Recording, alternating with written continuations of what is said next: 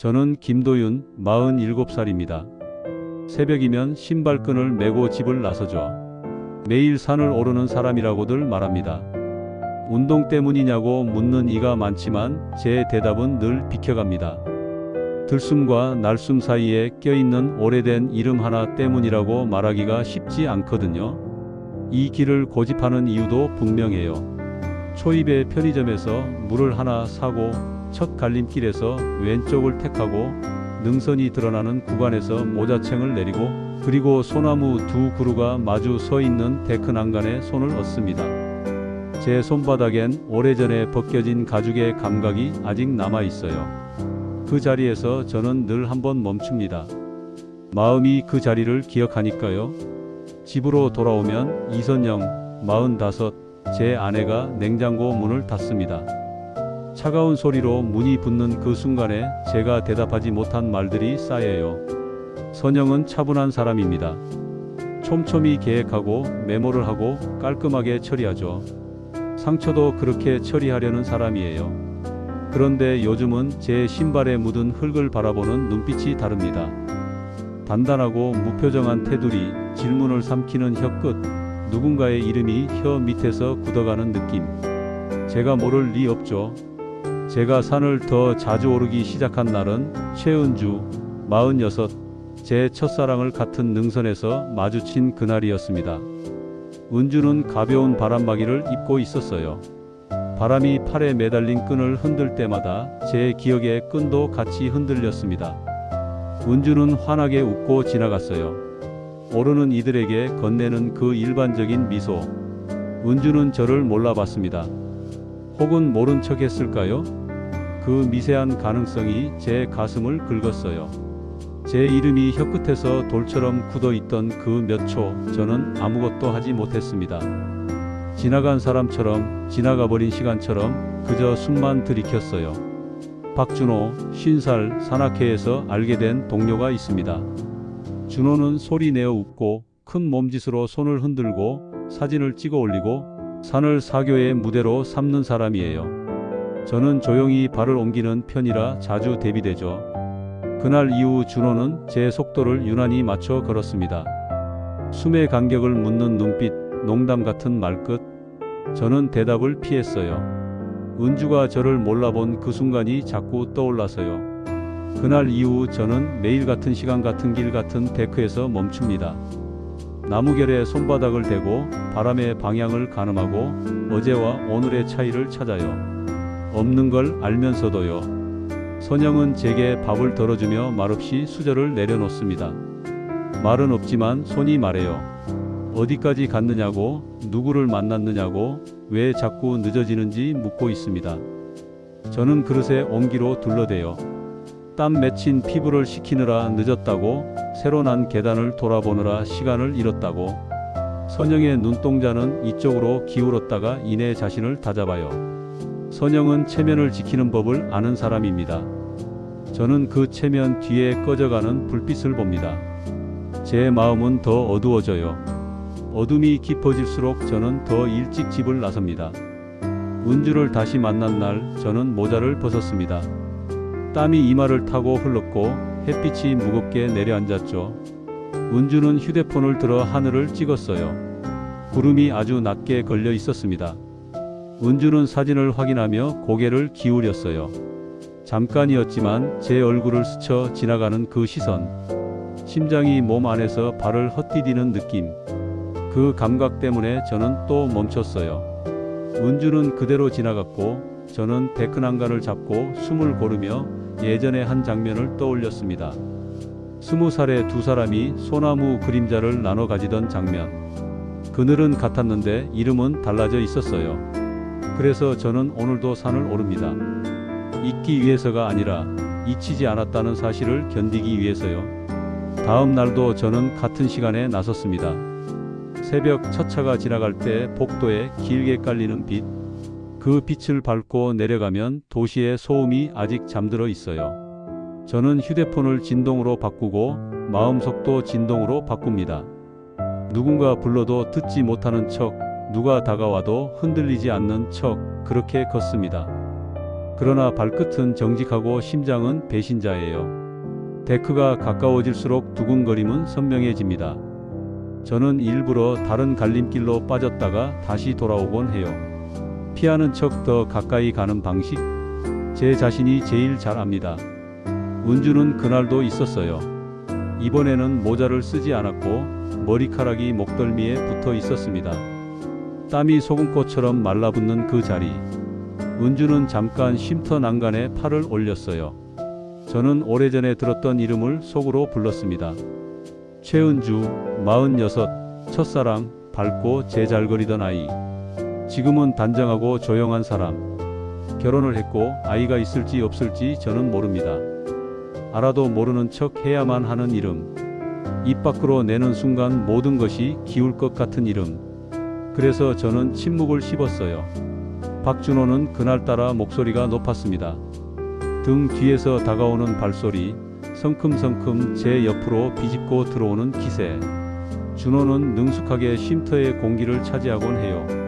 사진을 찍어준다며 팔을 벌리고 몸을 살짝 기울여 각도를 잡고 누군가의 웃음을 끌어냅니다. 은주가 그 웃음에 반응했어요. 고개를 약간 숙이며 예의를 지키는 방식. 저는 그 작은 각도 변화에 가슴이 시려왔습니다. 준호는 사람을 동그랗게 모으는 재주가 있어요. 그 재간이 그날따라 칼날처럼 빛났습니다. 제 안쪽을 긁는 날, 저는 눈을 낮추고 신발끈을 확인하는 척 했어요. 집에 돌아오자 선영이 물컵을 씻고 있었습니다. 물이 유리벽을 타고 내려가는 소리. 선영의 어깨가 사선으로 굳어 있는 모양.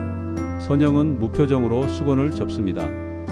선영, 45, 제 아내, 실용적이고 단정한 사람. 분노를 함부로 꺼내지 않는 대신 오래 붙들고 마르는 사람이에요. 선영은 제 셔츠의 냄새를 맡는 버릇이 있습니다. 땀 냄새가 유난히 짠 날이면 선영의 눈빛도 짜져요. 저는 그 눈빛에서 이름 하나가 고여가는 모습을 봅니다. 말하지 않아도 알 수 있는 글씨. 그러나 소리 내면 돌이킬 수 없는 글씨. 선영은 체온이 낮아지는 방식으로 저를 낯설게 만들어요. 저녁 무렵 준호에게서 연락이 왔습니다. 산악회 단체 산행 일정이 바뀌었다고, 새로 난 코스를 점검하자고. 저는 그 말의 안쪽에 다른 의미를 듣습니다.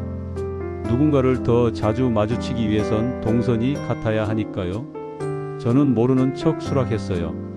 준호는 사람의 귓바퀴에 남는 종류의 웃음을 잘 압니다. 그 웃음은 밤이 길어질수록 제 귀에서 부풀었어요.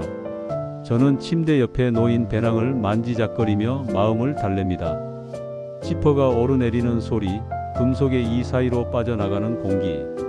분명한 건 하나예요. 저는 내일도 그 데크에 설 거라는 겁니다. 그날 새벽 공기가 유달리 차가웠어요. 숨이 목구멍에서 유리처럼 부서졌습니다. 첫 오르막을 넘을 때 다리 근육이 울렸고 저는 일부러 속도를 늦췄어요. 쉼터에서 정면을 바라보지 않으려 옆을 봤고 옆을 보지 않으려 발끝을 봤습니다. 그러나 이름은 방향을 바꾸지 않아요. 제 내부에서 계속 같은 자리로 저를 끌어당깁니다. 은주가 난간에 손을 얹었어요. 손등에 핏줄이 드러나 있었고 숨을 3번 세고 다시 걸음을 옮겼습니다. 그 사이 준호가 가벼운 손짓으로 사이를 메웠어요. 두 사람 사이에 공기가 생기고 그 공기가 얇은 막처럼 빛나고 저는 그 빛을 보는 자리로 가라앉았습니다. 그 순간 오래된 기억이 떠올랐어요. 20살의 여름, 같은 능선, 같은 데크, 소나무에 매달아둔 파란 리본. 그 리본은 약속이었고 위로였고 벼랑이었습니다. 은주와 저는 그때 서로의 온도를 재듯 손을 포개곤 했어요.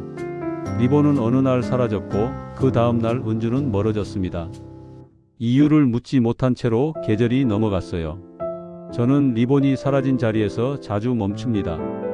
나무결을 만지면 그날의 미세한 떨림이 돌아와요. 어제의 떨림이 오늘의 집착으로 변하는 걸 알면서도 멈추지 못합니다. 이름은 빛나고 빛나는 것은 눈을 아프게 하니까요. 산에 오르는 발걸음이 어느새 의식처럼 굳어졌습니다. 매일 아침 같은 시간 같은 길. 그러나 제가 그 길을 반복하는 진짜 이유는 점점 선명해졌어요. 은주가 거기 있었고 제가 거기서만 살아있음을 느꼈기 때문이죠. 은주는 늘 담담했습니다. 마치 산에 오르는 게 그저 생활의 일부일 뿐이라는 듯. 하지만 제게는 달랐어요. 은주의 한 번의 숨, 손끝의 움직임, 짧은 머리카락의 흔들림까지도 제 심장에 새겨졌습니다. 제가 매일 오르는 건 산이 아니라 은주였어요. 그 사실을 누구보다 잘 아는 사람이 제 옆에 있었습니다. 아내 선영. 선영은 더 이상 묻지 않았어요. 그러나 침묵이 더 무겁다는 걸 저는 알았습니다. 밥상에 앉아 숟가락이 닿을 때마다 미세한 금속성 울림이 집 안 가득 퍼졌어요. 그것은 질문이었고 심판이었고 저를 더 깊이 산으로 몰아넣는 힘이었습니다. 준호는 그 침묵을 뚫고 들어오는 사람이었어요. 준호는 언제나 크게 웃었고 사람을 동그랗게 모으는 재주가 있었습니다. 그런데 요즘 그 동그라미 속에 은주가 끼어 있었어요.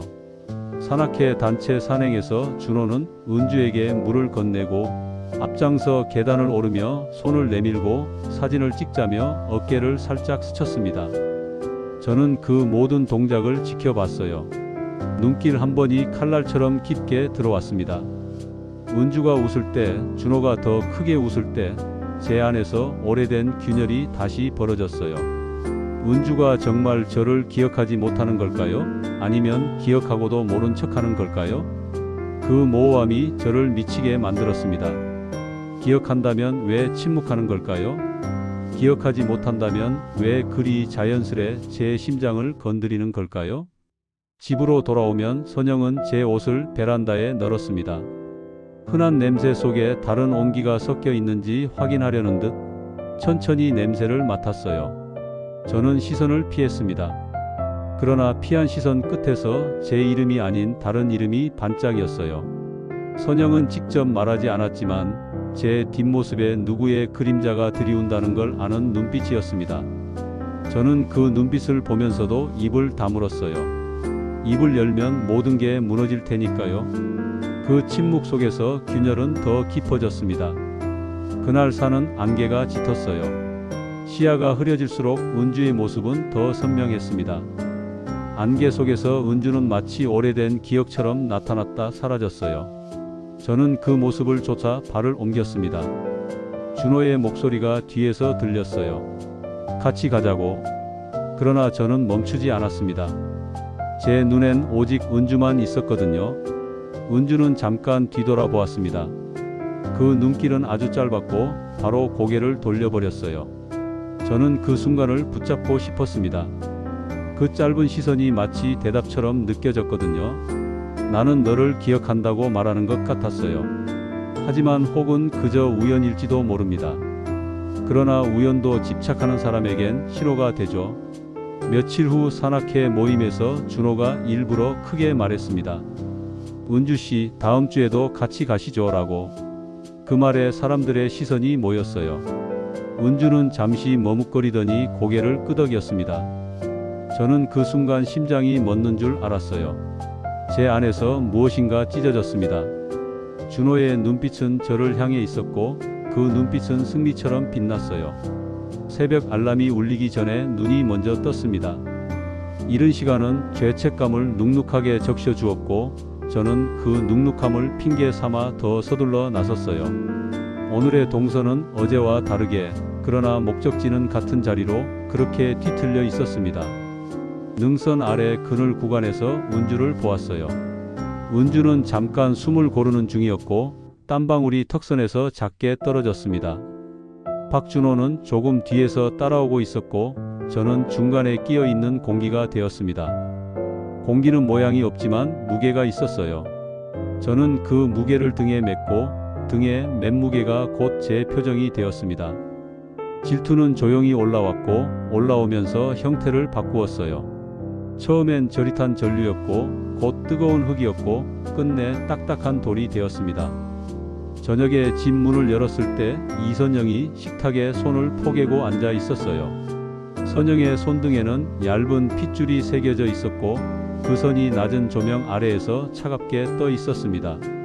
선영은 말하지 않았어요. 그러나 말보다 더 뚜렷한 정적이 방을 채웠습니다.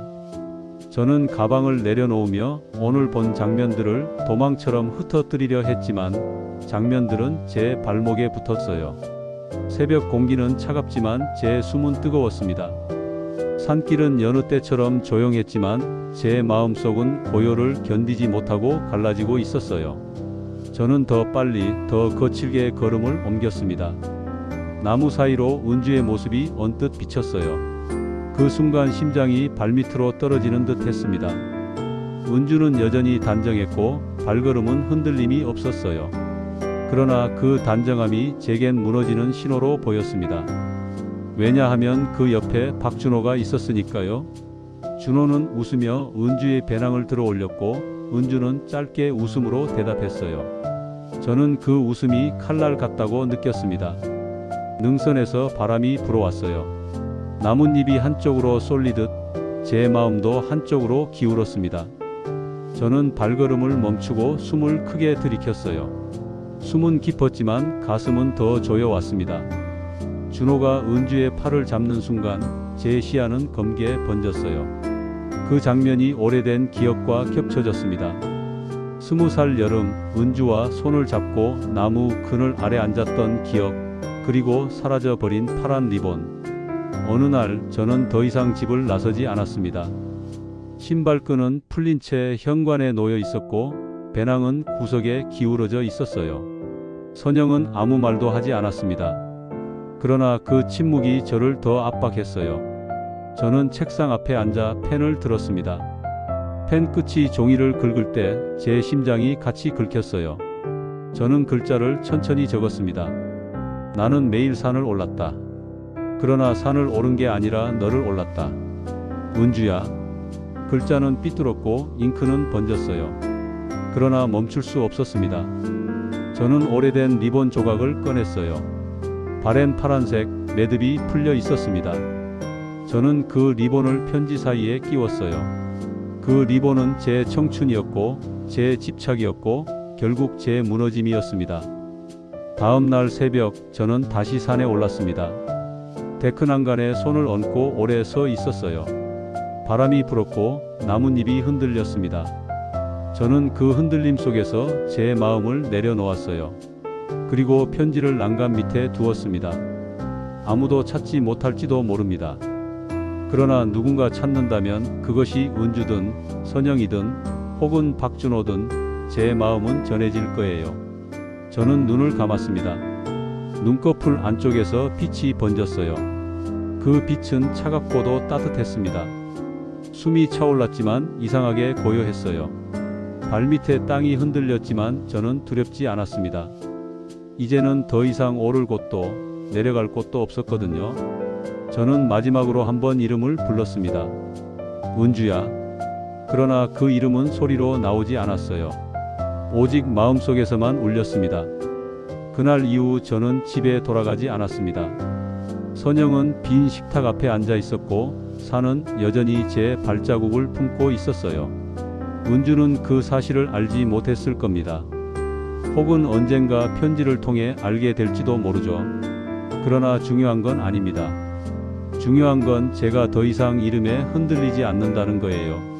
산은 묵묵히 서 있었고 바람은 늘 불었습니다. 그곳에 제 그림자가 남아 있었어요. 그림자는 흔들리다가 끝내 사라졌습니다. 그리고 침묵만이 남았어요. 선영은 그날 저녁 경찰서에서 전화를 받았습니다. 제 신분증과 함께 발견된 편지 한 통. 선영은 편지를 읽고 나서 한참을 울었다고 해요. 울음이 그치고 나서야 산으로 올라갔습니다. 데크 난간에서 바랜 파란 리본을 발견했죠. 선영은 그 리본을 주머니에 넣고 집으로 돌아왔어요. 박준호는 며칠 뒤 산악회에서 제 소식을 들었습니다. 그는 한동안 산에 오르지 않았어요. 올라가도 그 데크 앞에서 발걸음을 멈췄습니다. 준호는 자신이 무엇을 했는지 무엇을 놓쳤는지 그제야 깨달았어요. 승리라고 생각했던 것들이 모두 허상이었다는 걸 알았습니다. 최은주는 일주일 후 우연히 그 편지를 발견했어요.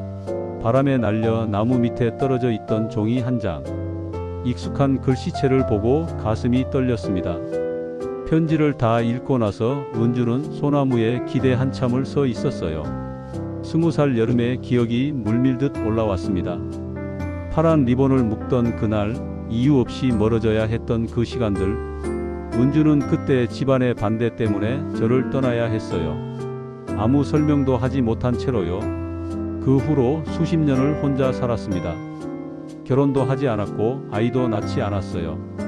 그저 매일 같은 산길을 오르며 잃어버린 시간을 찾으려 했습니다. 저를 다시 만났을 때도 모른 척했던 건 너무 늦었다고 생각했기 때문이에요. 저에게 가정이 있다는 걸 알았거든요. 은주는 편지를 가슴에 품고 집으로 돌아갔습니다. 그리고 오래된 상자를 꺼냈어요. 그 안에는 20살 때의 사진들과 시들어버린 꽃잎, 그리고 또 다른 편지가 들어 있었습니다.